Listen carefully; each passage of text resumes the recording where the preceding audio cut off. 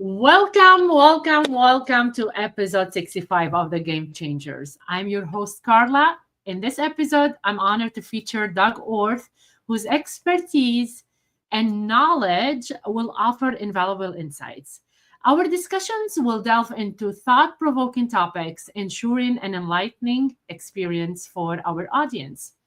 I would like to extend my sincere gratitude to the whole TSA team for their unwavering support in establishing this platform for meaningful conversations with leaders and innovators within our community. Join me as I explore the stories and insights of our guests, especially in the domain of fantasy football. The Game Changers cultivates a distinctive community, and I'm privileged to share this journey with all of you this evening. Doug Orth, fantasy football analyst and guru. Who is Doug Orth? He's a distinguished figure in the fantasy football realm with over 20 plus years of experience in producing high quality fantasy sport content and 18 years in digital sports media and journalism. He has solidified his place as a respected figure in the fantasy football community due to his exceptional insights, innovative thinking, and dedication to helping others succeed. He is known for his approachable style and willingness to share his knowledge, making complex analysis accessible and actionable for fantasy football enthusiasts at all levels and anyone seeking a competitive edge. As an innovative thinker, Doug introduced the preseason matchup analysis, an analytics-based draft tool designed to identify strong and weak individual matchups before the season begins. His keen analytic skills and deep understanding of the game have contributed to his consistent success over 20 years of participating in money leagues, where his prize payouts have continually surpassed entry fees. Doug's accomplishments in high stakes fantasy football are noteworthy. With six-figure career earnings and multiple TFS wins in tournaments featuring over 7,000 entries, he is a two-time finalist and back-to-back number one seed in the prestigious King Classics, an event showcasing 42 industries experts at the Pro Football Hall of Fame, the Expo, where he once claimed the championship. In 2023, he achieved a significant milestone by becoming a finalist for the FSWA award in both the Article and Writer of the Year categories. This recognition highlights his exceptional talent and dedication in the field. Doug shares his expert analysis with FF Today and Fantasy Points and co-hosts the engaging All Out Blitz podcast, where he shares his strategies, experiences, and personality, further endearing him to fans. It's not merely Doug's analytic prowess that distinguish him. It is his genuine passion for the game and the fantasy football community that makes him a trusted and respected figure. Doug Orth, welcome to the Game Changers. Thank you. Bottle that up and present it to all my future employers, please. Future interviews and future employers. That'd be great. Thank you. Very nice introduction. Babe, everyone is saying babe to you. And people are asking, can people make money playing fantasy football, Doug? People can make money playing fantasy football. I am living proof. But this is like anything else, though. Almost anything else. You have to spend a little bit of money to make a little bit of money. But yes. If you're sensible about your approach and you're measured in your approach, yes, you can make money doing this every year. I'm living proof of it. So that's awesome. So Doug, you've had an impressive journey in fantasy football and digital sports media over the past 2 decades. Can you walk us through the evolution of your career and what initially sparked your interest in this field? Yeah, my career in this industry, well, my career started in this industry before this industry became an industry, I guess you could say. Fantasy football has been played now for, I believe, this early 60s is when the first league started. But the first 20, 30 years of fantasy football were primarily with magazines and whatnot, because the internet didn't exist back then. But I believe my first year was either 98 or 99. I want to say it was 98. And played was in 4 leagues that year. And it really just came about as a matter of, hey, I spend all this time watching sports. Let's put it to some actual use, right? And so the first year I wasn't making enough money back in the late 90s to be dropping money on there wasn't high stakes leagues back then, or at least not $500,000, $1,500 leagues back then. Or at least I wasn't aware of them. And so I won in those 4 leagues. I won 2 of them my first year. Said, hey, I guess must be pretty decent at this. So been playing for money ever since. That's how it started. Now, as far as like the content creation part of it, I also started that my second year. I approached a site called Touchdown Fantasy Sports, which is long gone. I think they actually died out probably a year or 2 after they started. And then I was with them for about a year. This is probably 2000, 2001, somewhere in there. Branched off to another site called Fantasy Sports Junkies, and I was with them for a couple of years. Both of these ended up being unpaid gigs. And because there just wasn't, the only things that existed back then, again, were the bigger sites. But ESPN didn't really have that much as far as content. I remember CBS Sportsline having something. That was where I was playing at that point for whatever money leagues that they were offering. And so there was a short break in there because, again, there weren't a lot of these sites and not a lot of the places that would accept content, right? Now you can say, hey, I'm looking to create content for somebody, and you might run into 20 sites before you know what's happened, right? But anyway, 2006, I reached out to I've been following FF Today for a while, or at least my brother introduced me to FF Today. And there was a particular guy on there. His name's Matt Waldman, who is well renowned in the industry. Has this rookie scouting portfolio. He's been doing that for 20 plus years, probably. Kind of established a connection with him real quick. And I think it was October of 2006. Then I reached out to Mike, who runs FF Today, and kind of broached an idea that I had, which ended up being what we know now as preseason matchup analysis. And he liked the approach. So I did some brief work in 2006, and then started writing some articles in 2008. And then Mike approached me in 2009 and said, hey, do you want to become the lead writer? And so I've been the lead writer ever since. So since from 2009 to now. So what's that, 15 some odd years? So that's kind of that's the content creation journey part of it. That's crazy. I want to say hi to Hasna. She's one of the teachers. She's a colleague. Thank you so much for coming here tonight, Hasna. I love you. And Angie is looking at your Husker T-shirt. Do you wanna share the story of the Husker teacher? I have no story to share. So this was you're from. No. So okay, well, the gift is. I'm going to break some news. I was going to save this till later. Carla's my girlfriend, and so things happen at Christmas time. Anyways, this is a gift from Kostya, from Carla's daughter. So, and, they know Kostya a lot. But yeah, I was born and raised in Nebraska. That's another part of it.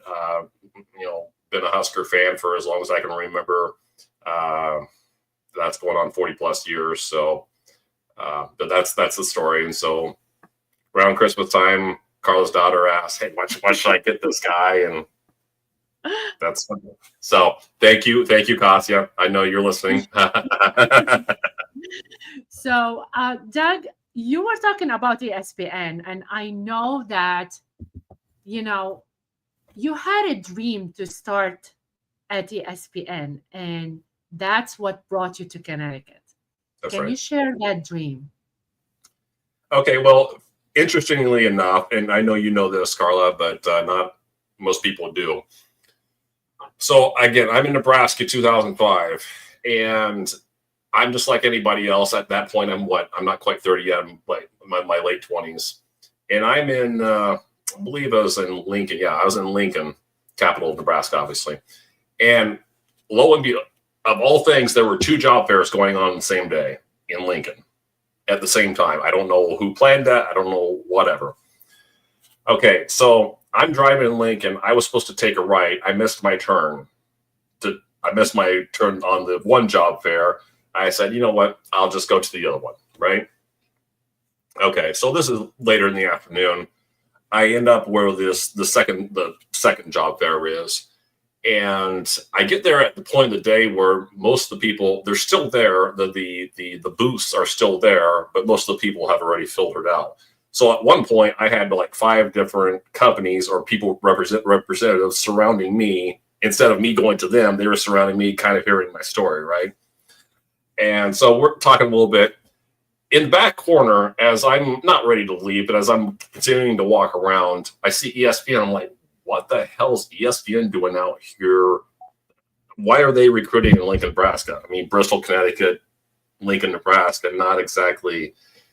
Anyhow, so I go over there I'm not expecting anything, but yeah, I wanted to work at ESPN. That's where you go to, if you're a sports enthusiast and somebody who wants to work in sports, of course you want to work at ESPN.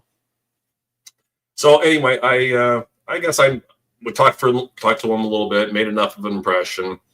And I think I called the contact number that I had. I think I called that every Saturday, because I was working full-time temp job at somewhere else at the time.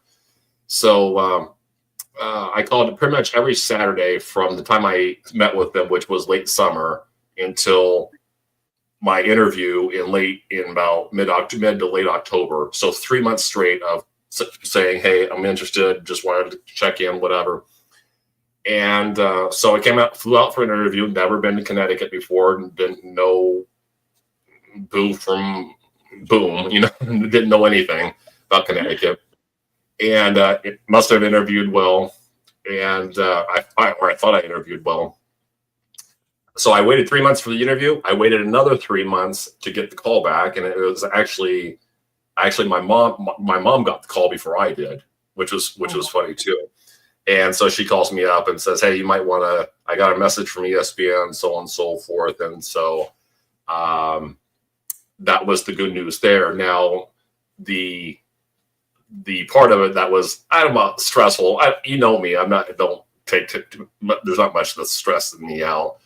But after I talked to him, I had 3 weeks to move out. So place I've never been, I have to fly out, organize everything, be out here and be ready to work basically 3 weeks after I got the thumbs up. Well, again, I told you I wasn't doing that well financially at the time. So I'm working for a week and a half at my temp job. So shortening that window that I have, right? Anyway, so get out here. I can make this story a half-hour story. I've made it a half-hour story for you, but point being, or not point being, but long story short, then flew out here on, I think it was a late Wednesday night. I had 2 days to find myself an apartment, and then I had the weekend to recover. And then Monday morning, I'm in starting my new job as a production assistant at ESPN. That's an amazing story. So, you know that you have a lot of stories under your belt. So we're going to talk a lot about your stories at some point. Yes. Tell me, with such long career, Doug, you must have some standout moments or favorite memories. Could you share one of your most memorable experiences in the fantasy football world? I didn't really give this much thought until I got asked this on a pod a few years ago. And I think this isn't so much about the content creation as it is about the competitive high stakes part of it. You've heard me mention before, there's a gentleman in Nebraska. His name's Chad Schroeder. He's known as Cocktails and Dreams. He's considered for all intents and purposes, he's considered the best fantasy football player in the world. Partially is because he's in so many leagues. I've heard he does 200 to 300 leagues a year, and he's made millions of dollars doing this in part because of that. So anyway, my aha moment, I thought I was pretty good at this basically based on the fact that I was winning money or profiting every year. But when I come to realize who he was, or at least how he was viewed in the community, and seeing then that there was a particular year, I want to say it was like 2010, 2011, somewhere in that neighborhood. And I ended up beating him, I think, in a final for $1,000. It was $1,000 league. Like, okay, they're calling this guy the best player in the industry, and lo and behold, I'm beating him. If I'm not batting 500 against him, I'm batting higher. So if I'm beating him more than 50% of the time, I must be doing something right. So, but I would also say too, that was the aha moment. But I put this in my Twitter bio. I advertise this as much as I can. I'm going on 25 years in this hobby. I've been playing for money in all but one of them, and I knock on wood, I've still never had a losing money season. So, I think my advice, my approach is time tested. That's amazing. So, you have a psychology degree. What happened from psychology to sports? Yeah. Okay. Well, you talked about having stories for almost everything, and this is another one. So I put myself through college, like I'm sure many of our listeners did for themselves. So I went from a community college to junior college. I'm going to tell a little bit more than you asked here, but I went from a community college to a junior college. As I was visiting the college, I ended up going to Washburn University in Topeka, Kansas. On my visit there, I said, so do you have a sports management degree? Because all I wanted to do at that point was become a sports agent. And that was partially, I guess you could say, it's partially inspired by Jerry Maguire, but it was also I was interested in being a lawyer, and I was always obviously interested in sports. And so, yeah, they said, yeah, we have sports management. Okay, good. And then the figures with the money worked out, because at that, going to Washburn as opposed to going to another four-year university I would have paid a lot more money. Let's just put it that way. So I get to Washburn, and I'm sitting in an anatomy class and that was 8 a.m. And as you know, Carla, I do not like my early mornings. Anyhow, but I'm sitting in an 8 a.m. anatomy class this is probably halfway through the semester. Like, why? Why is anatomy a required course for a business course like sports management? So I go to the office and I asked them that same question. And they said, we don't have sports management. Really? You just told me on the visit that you did. We have sports facility management. Okay, whatever. So they gave me 2 weeks to change my major. I remembered in high school that I liked psychology. And like, okay, I can dig psychology. So that's how I ended up choosing psychology. Fact of the matter is, as I've said a couple times already, I've loved sports probably as long as I can remember. 4 or 5 years old, I can remember my brother telling me to shut up about sports because that's all I was yammering about when I was. And I remember he made me feel bad one day, and then he saw that I was crying, and he said, "Well," and then I think he asked me to like, who are the top 10 teams picking in the, I don't know, what was it, probably the 1985 draft, whatever, and I rattled them off, and so he made me feel after making fun of me or telling me to shut up, he made me feel better. But anyway, to answer your question, that's how psychology became how it became my major. And then I always loved sports. So just obviously I didn't use my psychology degree being the content creator and writer, or at least I didn't officially use my psychology degree. On me, you use your psychology major. That's right. Well, I used to say during my bartending days, I'm treating my best customer, me. So that's how that works. So fantasy football is always evolving. What are some of the current trends you've observed in the industry, and how do you think they will impact the game in the upcoming years? The strategy that comes immediately to mind is one that's been working for 10 years, but I think it is consistently being tweaked. And that's how people approach running backs versus receivers early in drafts. Yeah. And I can speak to this because I was as strong of a running back. You got to be strong at running back. Got to be strong at running back. I remember, I've been out here in Connecticut for 18 years. I want to say at least half that, if not, let's say 15 of those 18 years I've been out here, and all the years before that, running backs. If I didn't have at least 2 running backs in the first 3 rounds, I came out of the draft feeling like I failed. And as the NFL has evolved over time, they consistently told us through the drafting, to who they're paying, that I don't want to say that running backs don't matter. I hate when people use that. Running backs, great running backs are important. We're seeing that big time with Saquon Barkley this year. We saw it with Christian McCaffrey in years past, but people love their narratives. People love their beliefs. People look for confirmation bias. People don't look for, that sounds good, I'm going to add it to my approach. They want to be told, they want to come up with something, or at least they come up with something and then have people support that. Does that make sense? Yeah. But what I've really come around, and my success has I won't say skyrocketed, but has greatly improved over the last 2 or 3 years by just saying, I won't say admitting defeat, but saying the league is viewing running backs as replaceable. The league is viewing running backs, and they're trying to find ways to reduce their volume, which it's understandable from a wear and tear perspective.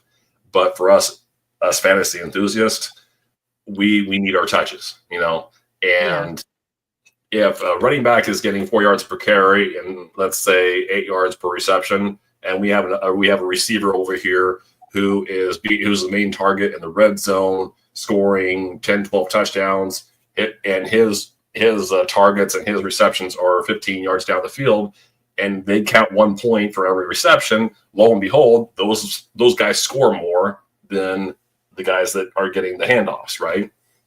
And they tend to get hurt less. So I'm not saying anything that the people that are listening don't know about in PPR leagues and whatnot, but my approach, or at least the way I've approached things here in the last 2 or 3 years, is I'm going to take the league approach. They're going to devalue, or they're going to think less of running backs. I'm going to lower my value on running backs as well. I still want the 5 studs who are going to get 300 touches a year, and we kind of know who they are for the most part. February, March. I can tell you. I can probably tell you. Ashton Genty from Boise State, the guy that's going to come in the draft this April, he's probably going to be the only one that's coming into the league walking into 300 touches. Otherwise, we got our Saquons, we got our CMC, or Chris McCaffreys, guys like that. We can feel pretty good about those guys. And then everybody else, I'm going to tell this, anybody that asks me about strategies this year, there's going to be your 5 300 touch guys, and then I'm going to throw everybody else in the same bucket as far as running backs.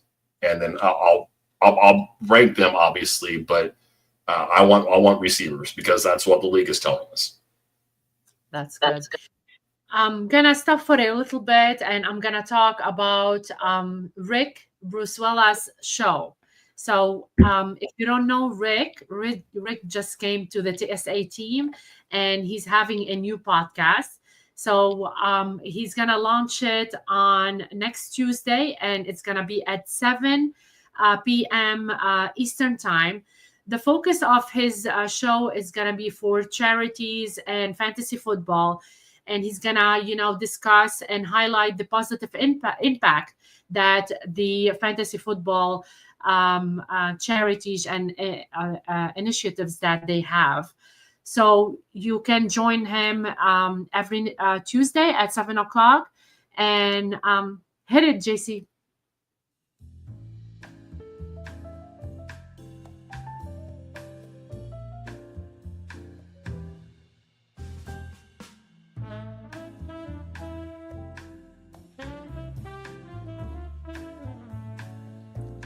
Hi folks, I'm Rick Wallace of the Sports Affiliation.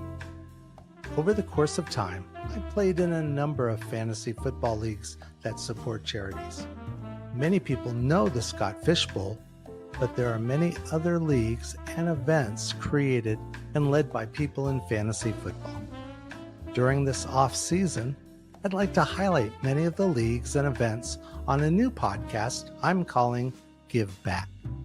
Each week, I'd like to learn about the people behind the leagues, what led them to the charities, what success they've had, and since this is a fantasy football channel, any unique rules or scoring that makes the leagues more fun. And of course, how people can get connected. During this series of shows, I hope to raise attention to all of the good people are doing, but also encourage more folks to get involved. I hope you join me on this journey. Our first show will be here on YouTube on Tuesday, February 4th at 7 p.m. Eastern. My first guest will be Eric Fernandez, who runs Lionheart Legacy Bowl. And if you're running a charity league and would like to appear one Tuesday evening, please contact me at my Twitter handle, @ArborSwellis. I'd love to help people learn more about what you're doing. I look forward to seeing you Tuesday nights, where we can all learn more about where we can give back.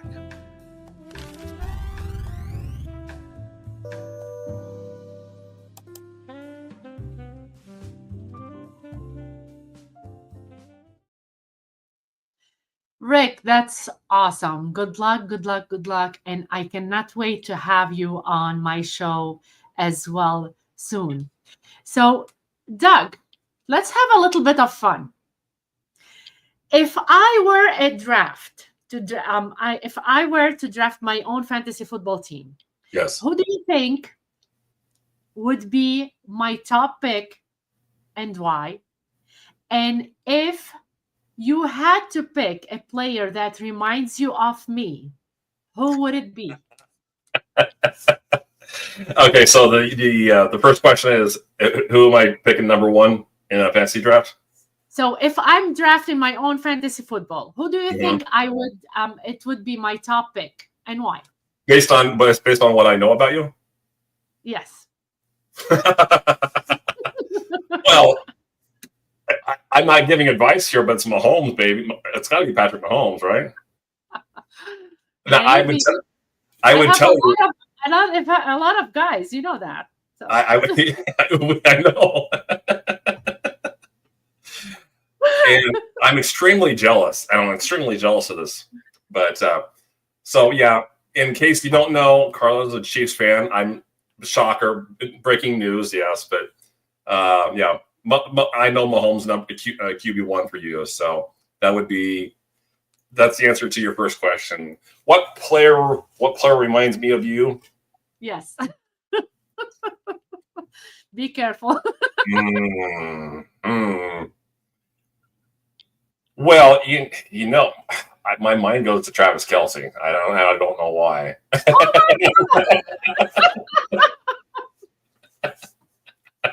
Are you kidding me right now? Well, you have your own pod. You're obviously much better looking than Travis Kelce, but he's a good looking guy as well. He's well spoken. So are you. And it's cheap. I don't have Swift with me, so. I know. Well, I'm your Swiftie. Yeah. Come on. The camera pans to me every time that you do something well. So I'm like, I like that. We will talk later. right. Well, I wasn't going to name an offensive lineman. I wasn't going to name another quarterback. So my options were limited. So let's play a little bit. All right. I Kittle. Not to interrupt, Sniper Mel does make a point, though. George Kittle is rough and tough and a good all-around player. So I could have went with George Kittle. Yeah, Carla is rough and tough. Yeah, I'll agree with that. So I will name few fantasy football scenarios, and you give me your quick take on how to handle them. Scenarios, okay. Scenarios, got it. Okay. So I'm gonna call the first one the last minute injury. It's Sunday morning, and you just found out that your star running back is out with an injury. What's your quick strategy to handle this situation? You cut out. I'm sorry. I couldn't hear you. I'll say it again. It's Sunday morning, and you just found out that one of your star running back is out with an injury. Yeah. What's your quick strategy to handle the situation? Yeah. Well, the tried and true answer here is hopefully that you have hopefully you have the high upside handcuff for him, which is obviously the backup running back. That's usually the like I said, the cut and dried and the tried and true answer to that. The thing is, though, in the leagues that I play in, usually there's it's usually 18-man rosters, right? So you should have roughly 6 or 7 running backs on your roster. I don't play in leagues that typically where the handcuffs are available. So if you have to cut somebody, you're picking up somebody's third stringer, right? That's typically how it works. So I wish there was a better answer than going with the handcuff, but usually you find somebody on your roster who has the best matchup possible for that week, and you hope for the best. And you hope that you built your team well enough around that running back that you can survive for that week. But I would tell you, I would speak to any Christian McCaffrey manager this year. If you lose your 101 pick for half the season, good luck. I mean, having said that, I did win a league where I drafted McCaffrey 101, but that was because I drafted Derrick Henry at 212 and then nailed the rest of my draft. So I'm not saying that you give up on the season, but your odds of winning are very much decreased if you have to deal with that for a prolonged period of time. Okay, let's talk about one more scenario: the bye week blues. You're facing a tough opponent, and several of your key players are on a bye week. What's your strategy to navigate this challenge situation? Again, most sites will have it on the lineup page, and I could go give a more detailed answer to this, but most sites will have your lineup page, and they'll have you have the bye weeks listed by each player in some way, shape, or form.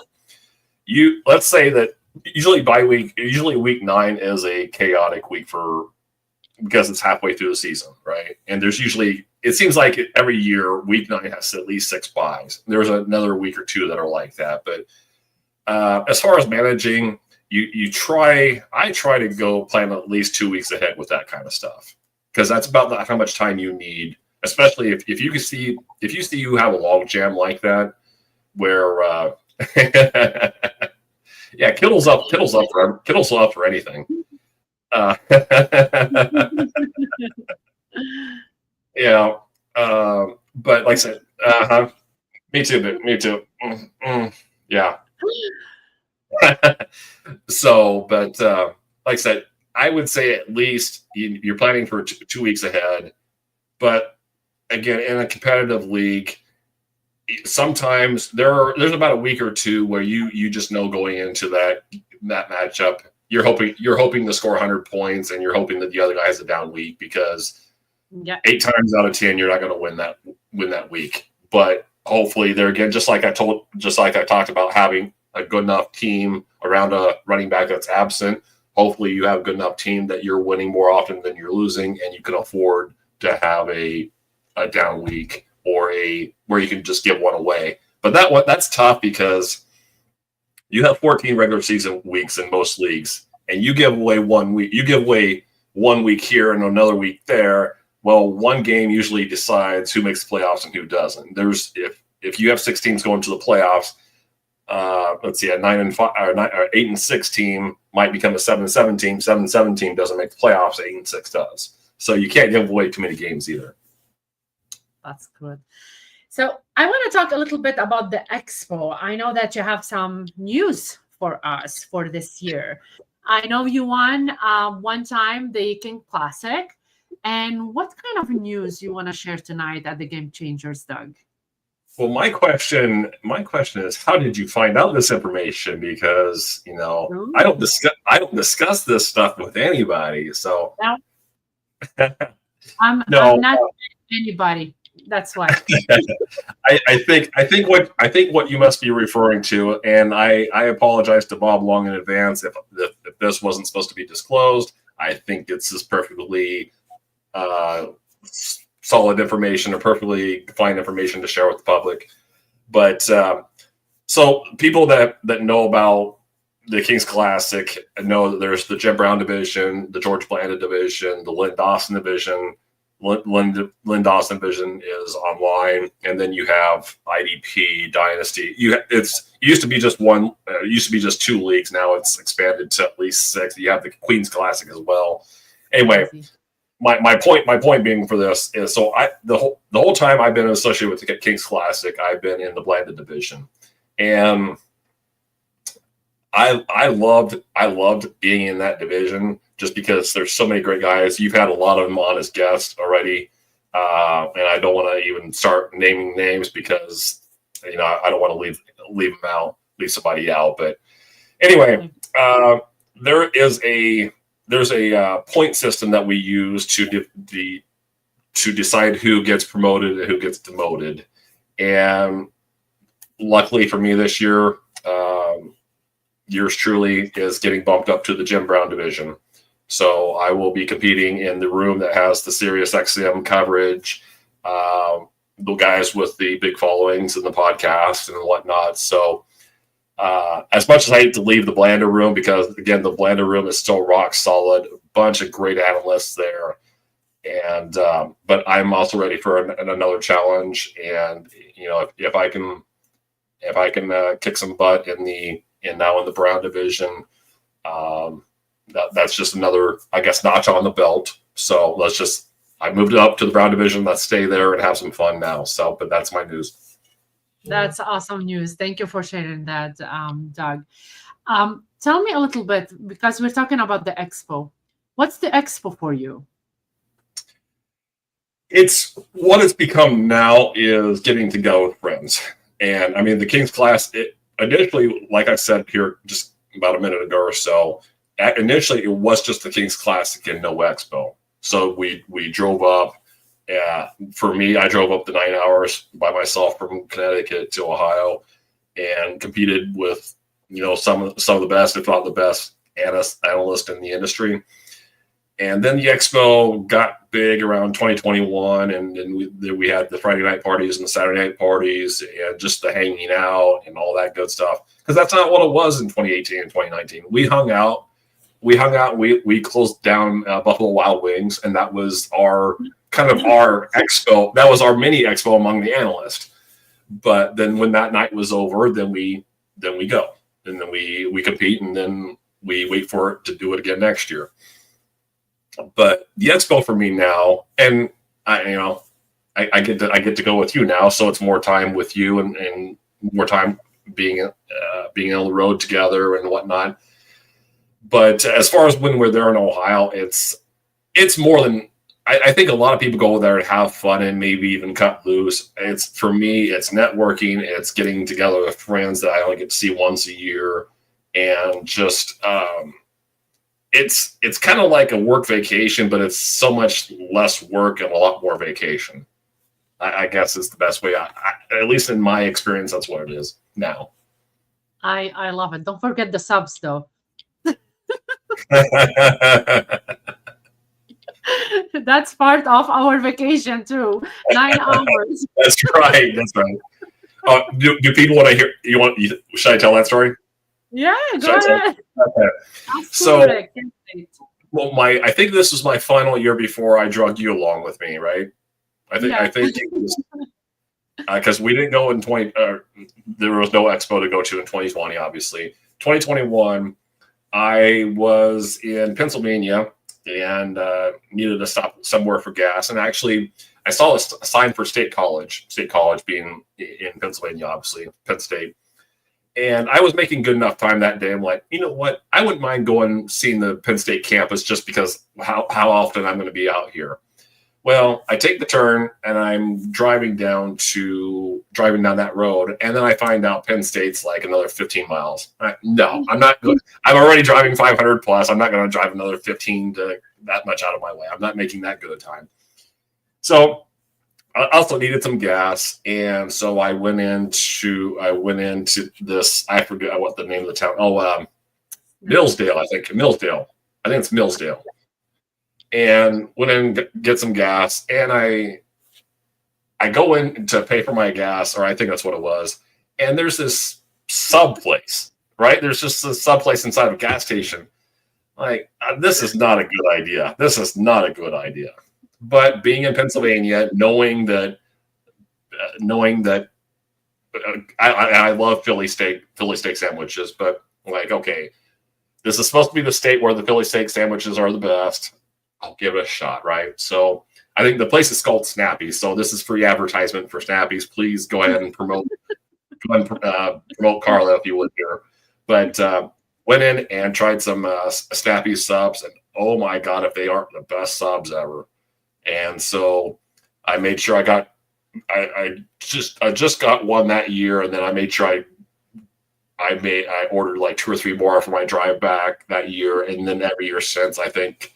I'm trying to be more responsible about it now because I don't ever seem to eat all the subs that I bring back with me. But exactly. But yeah, that's something I look forward to every year. So what now that Wawa, yes, yeah, I've heard about Wawa. Now that Carla's my co-pilot. You know, Wawa have a different. I'll tell you later when you're done. Gotcha. So now that I have Carla as my co-pilot, she can instruct me when my turn is and whatnot. And so anyway, but that's the story about the subs, or actually it's about the Philly cheesesteaks. And if you get a chance, go to Snappy's. That's good. That's good stuff. So I don't know, Rick. If you know that Wawa have a different translation in my language, which means ouch, like it's something that's hurting and stuff like that. So I don't know if I want to go to Wawa. What is that? Wawa is boo boo. Is Wawa? Yes, it is boo boo. Literally. And Buc-ee's for everything. Okay. Texas. Oh, okay. We're gonna go to Texas maybe one day. So let's go a little bit for the advice here. So many of our listeners might be new to fantasy football. What advice would you give to someone just starting out? Just starting out playing, or starting out creating content? Anything you want to share, maybe playing or creating content. Okay, it's up to you. I think I can do both, and I think I want to try to do both real quickly here. So as far as play, if you're starting out just playing, this is going to sound difficult in theory, but it's not really that hard in application. And what I'm saying here is my advice to people that read my stuff or that are wanting to get better. Okay, first of all, learn the game. Yeah. Learning the real game helps you with the fantasy game. Now, as far as the analysts that you read, I'm going to say the same thing as well. you can pretty much tell within, I think, 2 or 3 paragraphs, this okay, I think this guy's watching the games, and he's telling me how the numbers apply, and he's also telling me what happened in those games. There's a place for analytics, there's a place for film, but when people will just come in and rely solely on one and just basically ignore the other, you're missing at least half of the story, right? Yeah. So as far as playing, and I feel like I'm pretty good at it. Heck, I did a column called Film and Analytics this year for Fantasy Points. So, and I love the feedback from that. But I mean, there's more people than me out there. If you don't like what I have to say, there's other people with their opinions as well. So there's more one. I think the expression from the farm is there's more than one way to skin the cat.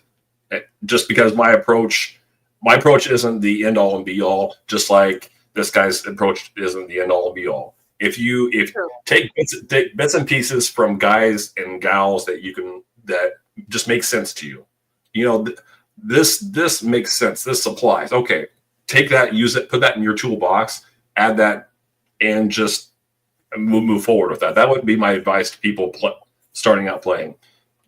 Grab information that makes sense to you, make it your own, and apply it until you're proven wrong more often than you're proven right. As far as content creation, I'm going to say probably the same kind of thing that countless number of people would say. Find your voice. What is it that you bring that no one else brings? And if it's no one else brings, then find out what you think is an under-tapped part of the industry or under-tapped part of the market. But I think finding your voice and then expanding on that is probably the best way to start. Going from there, and Carla, you and I have had these discussions multitude of times. Before Fantasy Points happened, I didn't think that my voice was nearly loud enough in the community. I would tell you it's still not. And that's not me being a narcissist or an egomaniac. That's just that I think my success in this industry suggests that there should be more ears and more eyes on my work. Again, that's not because it benefits me. It's just because I have the results to prove it. Yeah. So you can't just get discouraged, because I was discouraged once I realized how little I was being followed.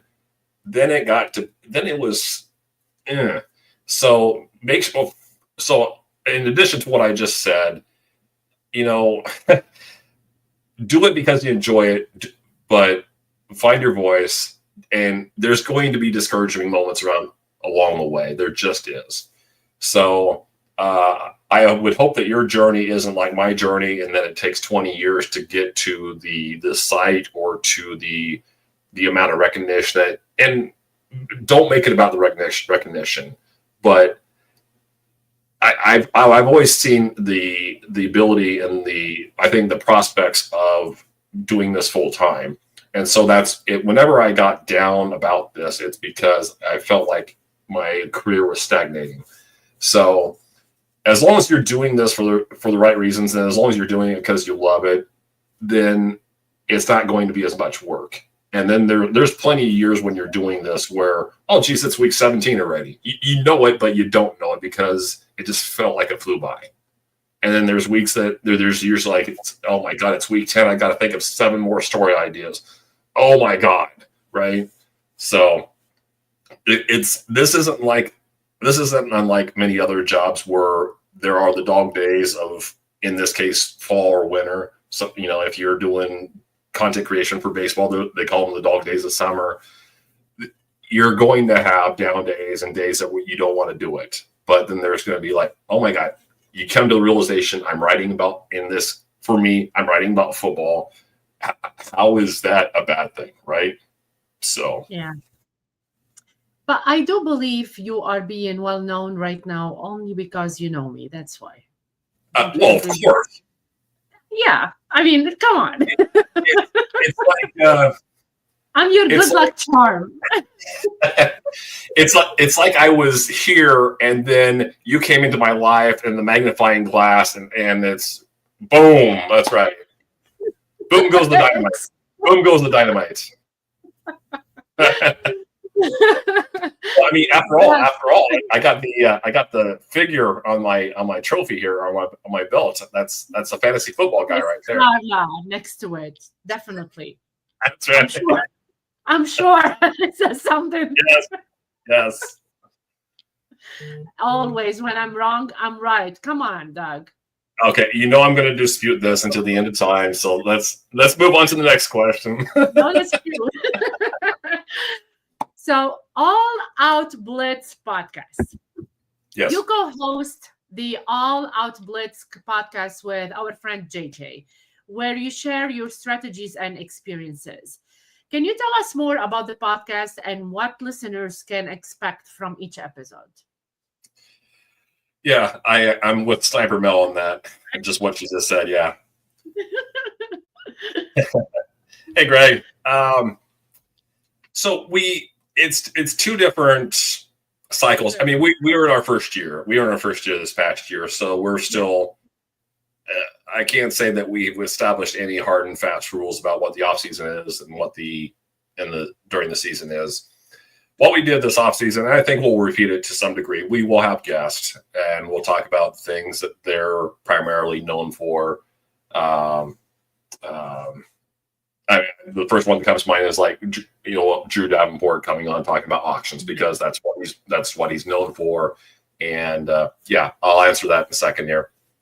But we'll talk to guests, and so this year we're going to start right around the draft, right around free agency. I think is what the plan is. So early March is when we'll start back up, and at that point we'll probably be talking about available free agents.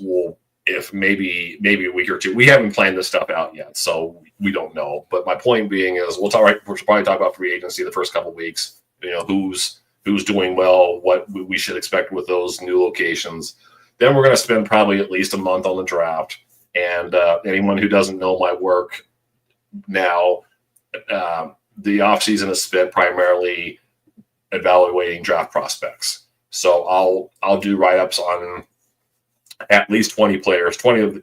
I'll get my eyes on 40 or 50 of the players, but I'll do official write-ups on about 20 of them, and then I'll have another 20 or 30 that I kind of just write up and have notes, kind of keep notes to myself.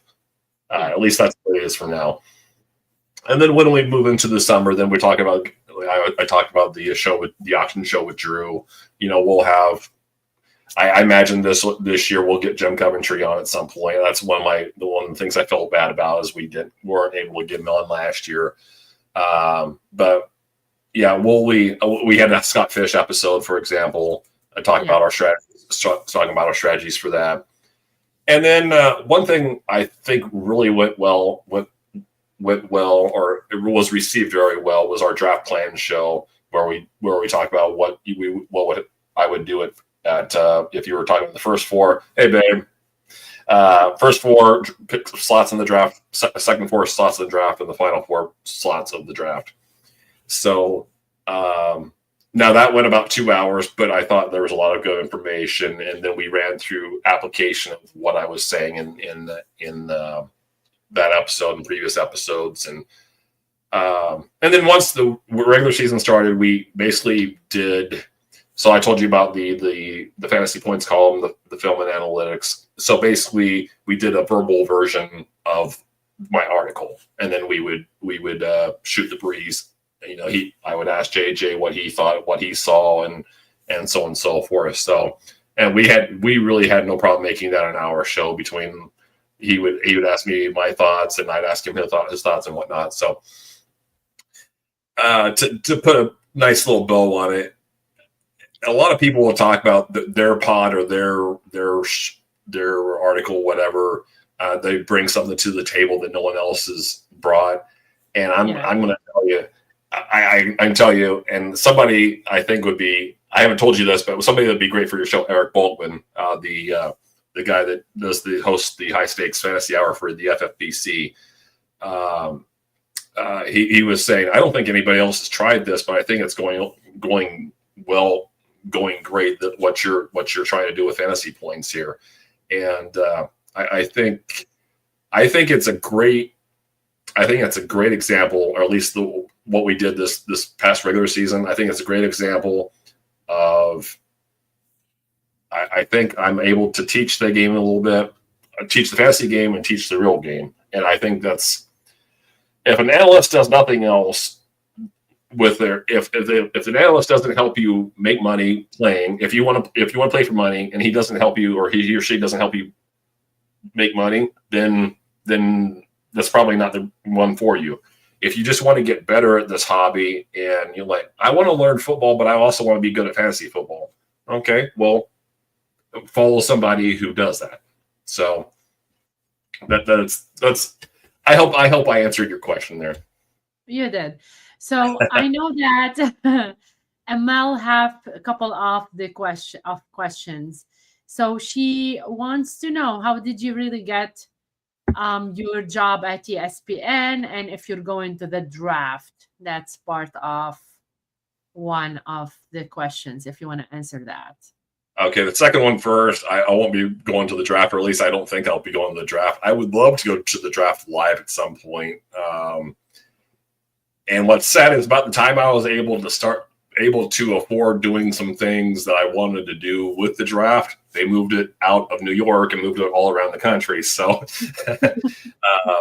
yeah, I'm not going to fly to Kansas City or Detroit just to watch the draft, or just to watch the draft live. So when they come back around to this area, then I might try that at some point. How I got the job at ESPN, I kind of laid it out. So I was persistent with the callbacks, and this is, mind you, now I was a production assistant back in 2006. That's the entry level job with ESPN. So, I mean, I didn't have to go crazy with the whole keeping in touch and just letting them know I was there type of thing. But I mean, I didn't do anything special other than, I think, speak well and impress in the interview. So that was back in 2006. Now I went back to ESPN and worked for the magazine, ESPN magazine, for a short time in 2016, I believe. And now that was more about, knowing somebody that knew somebody. And I think actually a good friend of mine, Jim Keller, I know you know, we call him Avon Jim, right? Yeah. He was working for ESPN magazine at the time, and he told me about that. I think they were looking for 3 researchers, or 3 part-time, 3 temp full-time researchers that they needed at the time to put together. I think it was the college football preview and the fantasy football preview. And so they needed somebody to fact check and quote check and make sure everything they were putting in there was all the I's were dotted and T's were crossed. So, so I hope that answers your question, Sniper Mel. But I would say the first time at ESPN, persistence helped get me the job. The second time was just knowing somebody that knew somebody. Greg wants to ask you a question as well. In your opinion, sure, what position is Detroit going to take in the first round? I think they're great on offense. If I had to earmark one spot for them, it would probably be a defensive end opposite Aiden Hutchinson, because we'll be getting Aiden Hutchinson back.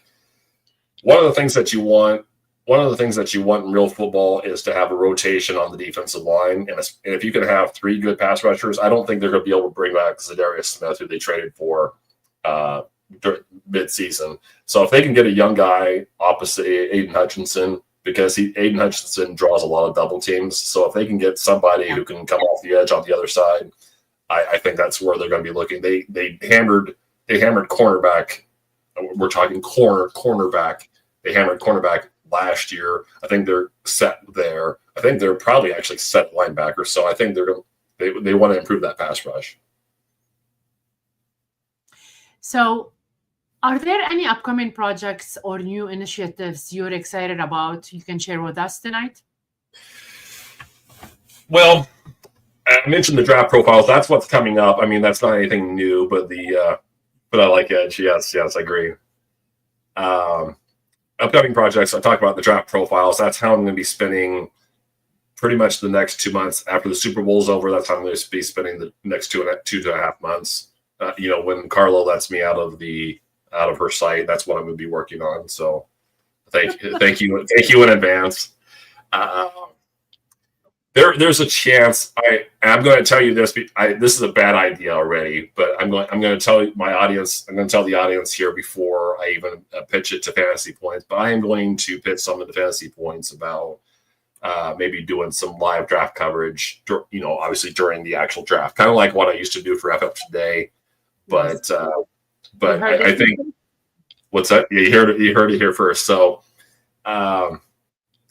What I did for FF Today is I would go to the forums and assume, but within like 5 or 10 minutes of the draft pick being made, I would have anywhere from probably usually a couple hundred words written up on that prospect. But I kind of felt like it wasn't getting enough traffic. You don't want to put in that kind of work over 3 days of a draft and only have a couple hundred people read it at most. So maybe if there's something that with the volume of people that read Fantasy Points, and we have very let's say very sharp minds at Fantasy, very sharp minds and sharp customers at Fantasy Points. Maybe they'll appreciate it a little bit more. So those are the two things I'm looking at. Mel is gonna steal your notes. Not just she's gonna steal them. I'm just saying. Just be careful. Steal or compensate. Steal or compensate me. Anyway, I'll give them to you, Mel. So, out of your all accomplishments, Doug, which one brings you the most personal satisfaction? Why? I think I already disclosed the one where I was, all my personal accomplishments. I'm not in the fantasy industry or. I'm just joking with you. Oh, honey. Somehow convincing you to be with a bum like me. That's my personal accomplishment. Stop it. Say more. More. Thank you for taking mercy on my soul. And yeah, exactly. I know the art of kissing my woman's behind. I understand how that works. Right. So. No, we'll keep it to fantasy, and again, my fantasy girl. So what the hell. But so we'll keep it to fantasy here. So I already kind of told you the one about when I realized, again, thought I was pretty good at this, and then when I think I beat Chad multiple leagues over the course of a few years or whatever. Like, okay, if people are saying this guy is the best at what we do, and I'm beating him half the time, I must be doing pretty good. So that's one. And I'll tell you the other one is probably just what you referenced during my intro, which was the FSWA awards that I was a finalist for last year. In some respects, it's as much. It means it's just as much being a finalist for that stuff as it does winning the award for it. So obviously, I would want to win the award. It's if people like myself ever want to be a FSWA Hall of Famer, we need to win the awards. We just don't need to be a 10-time finalist. No one wants to be Susan Lucci of the FSW. And that's probably a dated reference. But no one wants to no one wants to be a candidate 10 times or 20 times and not come home with the trophy, right? But I do aspire to be an FSWA Hall of Famer. I would hope most people that are doing this aspire to be a FSWA Hall of Famer at some point. So I would like to win 1 or 2 or 5 at some point. Yes, of course I would. But having professionals or having people who value how something is written, maybe as much as the advice being given. Yeah, that means a lot. So that's the actual playing, and that's the actual. No. I don't want that. No, get that away. We want the Mahomes. We want the Mahomes, like, 3-1 in the Super Bowls, not 0-4 in 4 years. So talking about Mahomes right now, and Yes. I know that everyone was talking about the end of football season. Who do you think is going to win the championship? Yeah, you would hit me up on that right now. It's I haven't even began to start my preparation for Super Bowl yet. You're asking me my early thoughts, and right. Yes, Greg, I love you. My thoughts are this: we need to see how healthy Philadelphia is. They had 2 interior linemen. One came into the game. Cam Jurgens came into the NFC Championship with a back injury. He didn't play for the first half. Then he had to replace the guy that replaced him because Landon Dickerson got hurt during the game. If those guys are healthy, that's a big deal. Philadelphia's offensive line is better than the Kansas City's defensive line. I'm not saying either one of them are bad, but Philadelphia's got, I won't say an all against you. What's that? He's saying KC have better defense. Yeah, I'm just talking offensive line here. But what were the way I'll sum it up like this right now. Philadelphia has the better team, like 53-man roster, has the more talent, has all that stuff. Okay. However, one thing that you learn over the years, you don't bet against Mahomes and you don't bet against defense coordinator Steve Spagnuolo. So that's where my inner conflict begins. And so I might tell you that Philadelphia is 10 points better, but you don't bet against Mahomes and Spagnuolo. So I'm going to take the next week to figure out which way I'm going. And I'm going to try to ignore my girlfriend who is pushing for one side. And so right now I'm leaning Philadelphia, but that does not mean I'm sticking with that. Okay, I'm not seeing it this week. Let's go. Okay, so Doug, I had so much questions for you, honestly, but it's already 1 hour. But I still have one more question to ask. I don't watch the show, so this is going to completely surprise me. Go ahead. Definitely. I think it's gonna surprise me.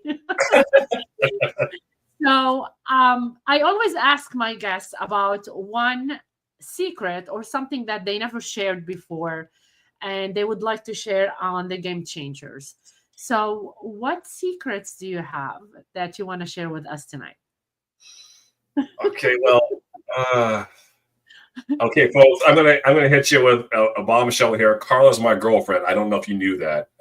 Boom. There's the no. Right. Yeah. Okay. You know what? I'll as a bonus to our viewers here, I'll give you 2. How about that? Okay. Ooh, lucky us. Yes. Okay. The first one. In some ways, they're both sad, but they're slightly inspirational. Yes. So my first one, this one, Carla. Okay. So let's just say I have an expansive video collection, and when I say video collection, I'm talking about sporting events. So you say, Doug, what are you talking about with sporting events? And what's your okay? Well, we would be here for another hour if I told you what years and how much this spans. But I've been recording NFL drafts, both NFL Network and ESPN, for 20 plus years. I don't even know how many drafts I have on DVD and VHS. My biggest collection by far is NCAA tournament games. I've been recording NCAA tournament games. That's right. Yep.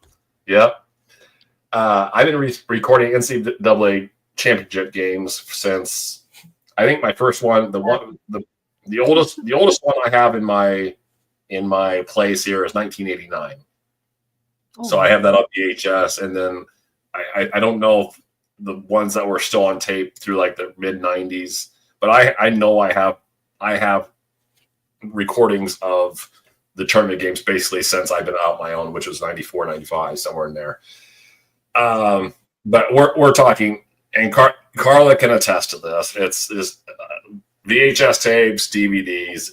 It's getting a little bit out of hand, but Yes. let's just say if you need something, if one of your listeners or viewers needs something like, Doug, I need the NCAA tournament game from 2016. Chances are I have it recorded somewhere. So that's number one. So that's my video collection. I do this with the NFL draft, NBA draft, NCAA tournament games. It's expansive. Let's just put it that way. I don't want to keep talking and just bore everybody here. The second one, and this is like I think it's more inspirational than it is sad, but it's sad in the terms of how it started. Okay, so I'm in first grade, and I've told you this story. It's been a while since I've told you this story, Carla, but I'll tell everybody else now. This is the one I decided on as far as the secret. And back in Nebraska, in Omaha being the biggest town in Nebraska, basically biggest city in Nebraska, there's a place called Boys Town. And Boys Town is this place where it's not just for troubled youth, but it's usually where troubled youth goes to let's just say iron things out, right? Yeah. And Boys Town is nationally renowned for having good doctors and being able to straighten people out, but it was also for people like the story I'm about to tell. That's what they did. That's what they did for me. They didn't really actually do anything for me, but let me just tell it. So I'm in first grade, and I'm in the back of the class, and I guess based on my lack of participation in class, I was painfully shy through high school. So, but I'd be in first grade, and I guess the teachers would call on me or whatever, and I either didn't answer, or I was quiet, or I don't know what exactly it was. But anyway, somebody thought it'd be a good idea if they sent me to Boys Town to go undergo some testing because they thought that I couldn't hear. I guess I just wasn't either paying attention or whatever. So they sent me to Boys Town. I was there for probably, I don't know, I think probably 3 days. It might have been a weekend. It's been 40, almost 40 years now. But you don't usually get sent to Boys Town if everything's okay, right? Right? Yeah. So anyway, I spent my time at Boys Town, come back, the doctors talk to the teachers, and they come to realize that, there's nothing wrong with Doug. He was just bored. He was just bored in math. So, Smiley pants. Now, yeah, obviously I picked a story that would make me look good, right? No, but definitely. But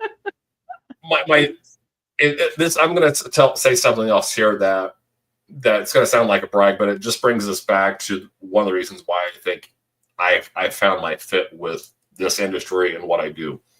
Yeah. I learned my multiplication tables before I even started school. Okay. And that's not because I'm some genius. It's because my brother brought home a book that you go through, and it was, 0 times 0 all the way through 9. And so I memorized my multiplication tables because I was going through that book. Right. Yeah. And so by the time we got to first grade and they were teaching it, of course I'm bored because I can't hide my boredom. I can't hide my boredom as a first grader, but numbers have always been easy for me. Numbers are always fascinated me. So what else would I be doing than working in an industry where it's about the numbers? That's a good story to share. Thank you so much, Doug. So before we conclude, can you please share with our audience the ways they can connect with you and your social media platforms? Well, I'll stick to the familiar ones because I honestly don't remember Instagram and Facebook. Please share those if you remember those off the top of your head. But you can find me at DOUGORTH, just first name, last name, as you see on the screen. That's it. That's on the X, and that's on Blue Sky. I will be doing more on Blue Sky as we move forward. I know I've been painfully silent on there so far, and that's all on me. Actually, it's Carla's fault, but who's counting? But I'm also available on Facebook and Instagram. If you want to reach out to me, it's Blue Sky and Twitter for the most part, or Blue Sky and X. And then I've already kind of teased on the stuff that I'm going to be working on moving forward, the draft profiles with FF Today, maybe some draft stuff with Fantasy Points. And as far as I know, that's who I'm going to be working with moving on into the summer 2025. So that's where you can find my stuff. That's awesome. I appreciate your attendance for this episode of the Game Changers. I trust that my discussion with Doug has offered valuable insights into his experiences in the world of fantasy football.